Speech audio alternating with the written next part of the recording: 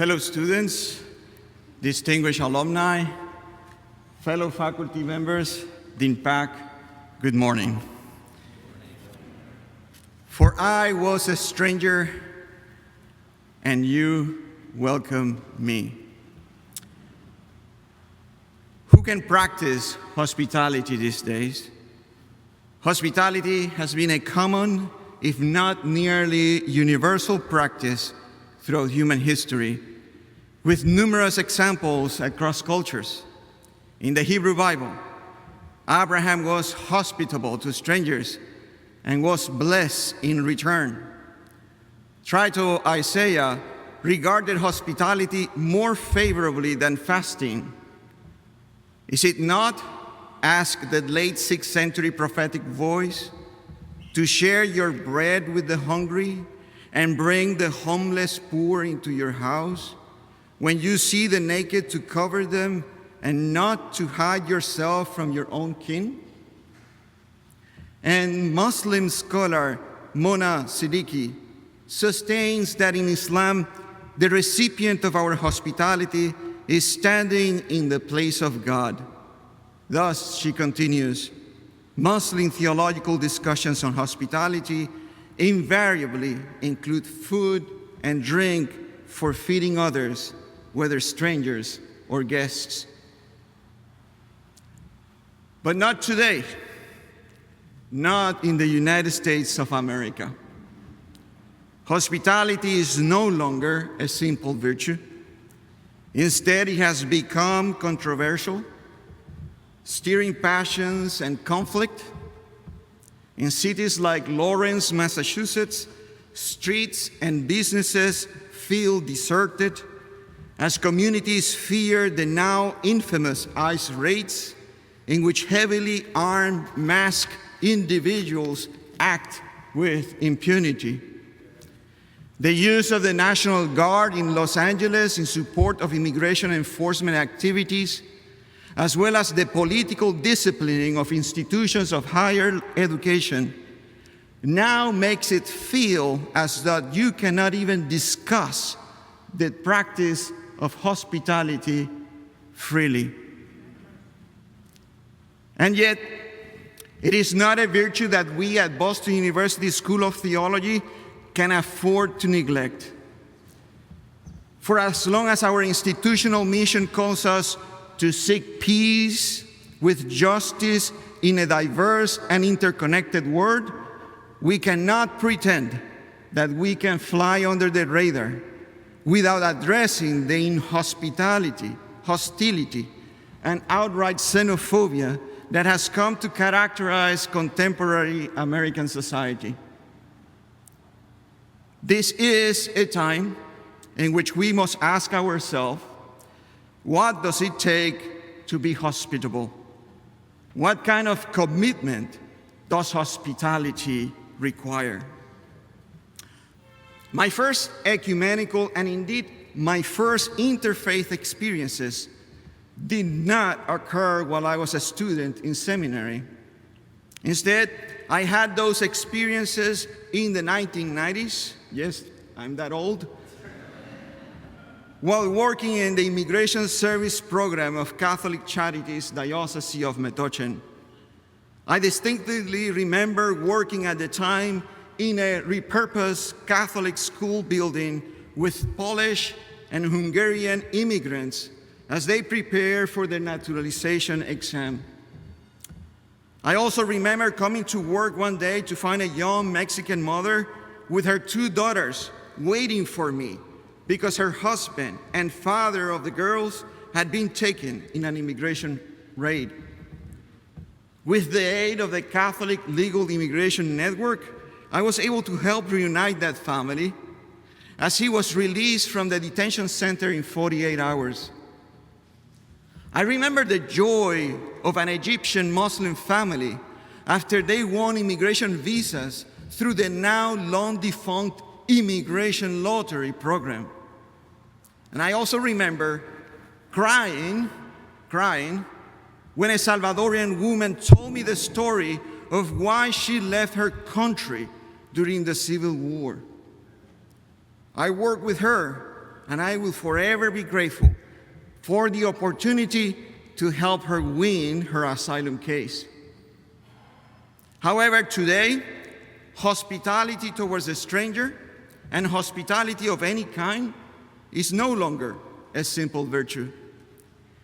Today, hospitality is an act of defiance, a daring attitude in the face of opposing forces that seek to demean and dehumanize, forces that, if left unchallenged, will not cease and will engulf anyone standing in their way. But defiance, it is important to remember, is not frustration, nor is it despair. In his 1968 essay, The Anatomy of Frustration, The Theories of Nonviolence by R. Rustin warned his black audience against the tactics of desperation. Instead, he encouraged a tactic of institutional and programmatic engagement.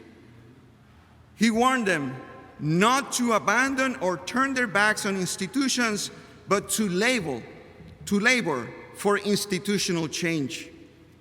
In the same way, today, to be defiant means to be resolute in the defense of the democratic institutions that strengthen civil society and shelter us from the vices of the authoritarian tendencies that have been degrading democracy in this country. For those of us who stand in the Christian tradition, the stakes are very high. We ought to remember the words of the Apostle Paul, who asserted that there is no law against love, nor against joy, nor peace, nor forbearance, nor kindness, nor goodness, nor faithfulness. Against such things, he said, there is no law. There is no law against hospitality, or rather, there shouldn't be any laws against it.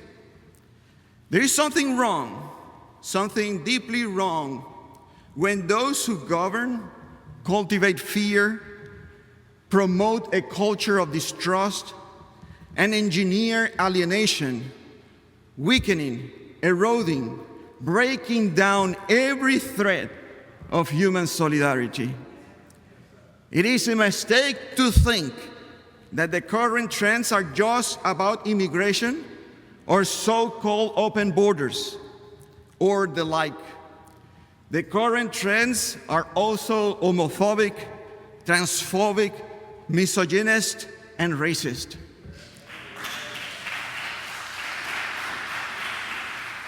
No one is safe when the framework of civil society collapses under pressure. We must be defiant in the face of the tsunami of Christian nationalism. We must learn to lean in with love and renew the bonds of solidarity. For me,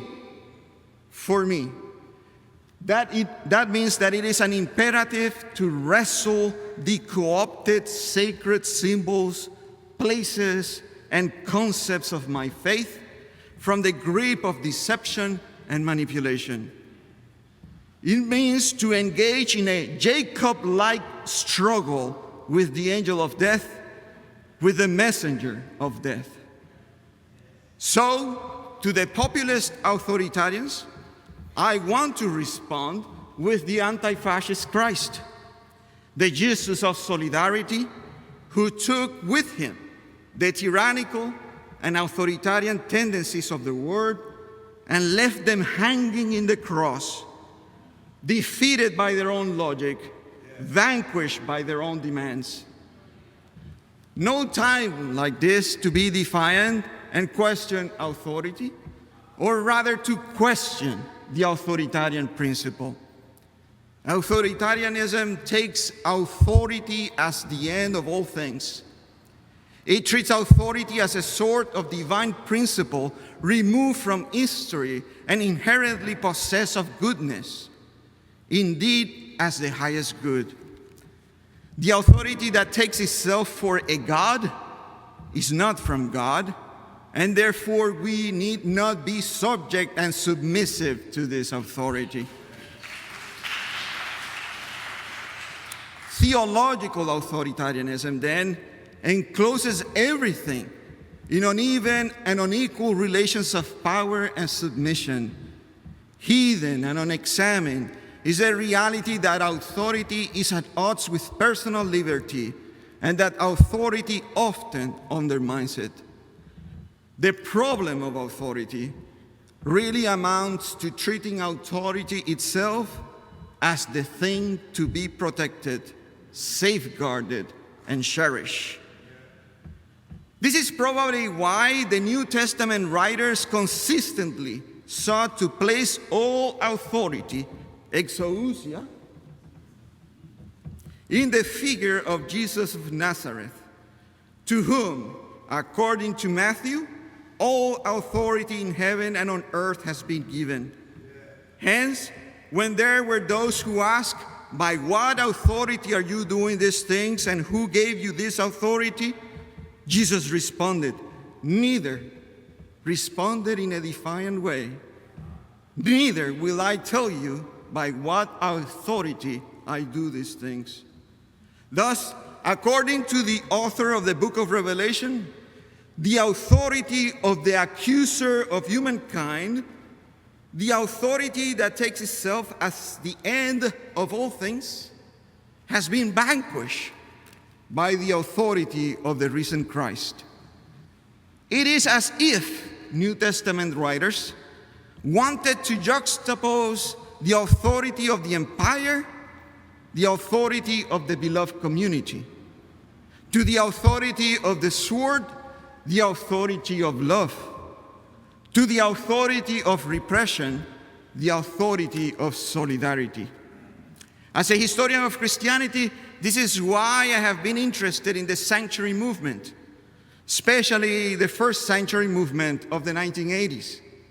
In a position paper read during the 1987 Jerome Hall Dialogue at Harvard Divinity, sanctuary activist Rennie Golden offered a communitarian vision of the movement.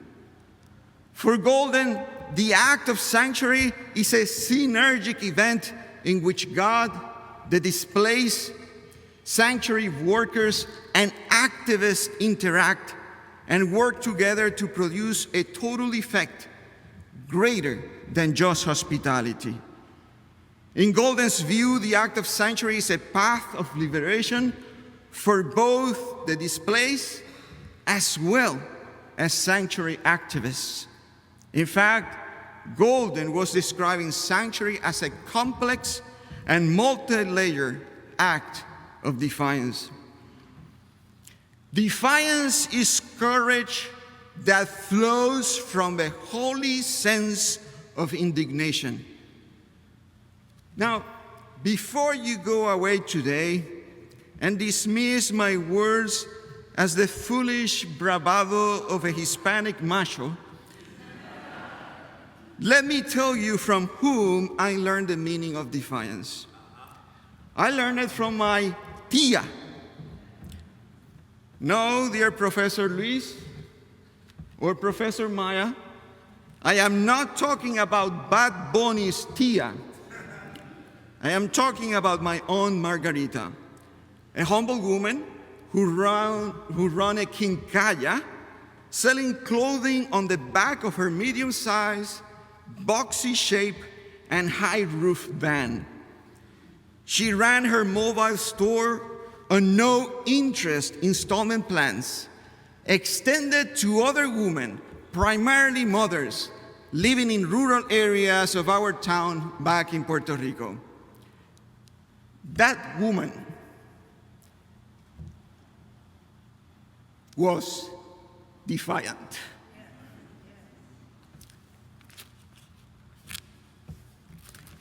She lent to others at no interest, and she always had something for those who came to her home. In our family, her home was known by the name of the biblical land of Goshen, the best part of the land of Egypt. She practiced hospitality. She lived in solidarity. She was defiant. There have been other examples of defiant hospitality in my life. When I was a pastor in the city of Trenton, Miss Cuscul, a Guatemalan native, would always have something for me to eat when I arrived in the city after taking the train from nearby New Brunswick. Or more recently, when I finished my pastorate in the city of Lawrence in 2021, and the next summer I started volunteering at Bread and Roses, a soup kitchen and food pantry serving the surrounding community.